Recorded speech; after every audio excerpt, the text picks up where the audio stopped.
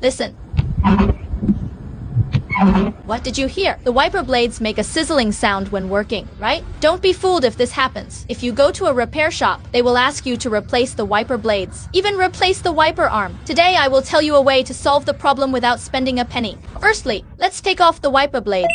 Here's a little switch. Press it down. Pull it out and take it off. Now the point comes. We slowly put the wiper lever on the windshield. Then check the wiper lever. You will find that it is a little deformed and does not fit perfectly with the windshield. Let's look at this side. There is obviously no fit problem.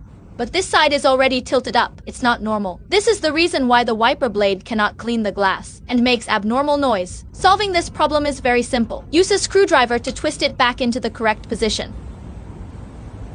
The wiper blade has now been installed. Now let's get in the car and check if there is still any abnormal noise. If not, please click the red heart on the right to support me. Let me check it out.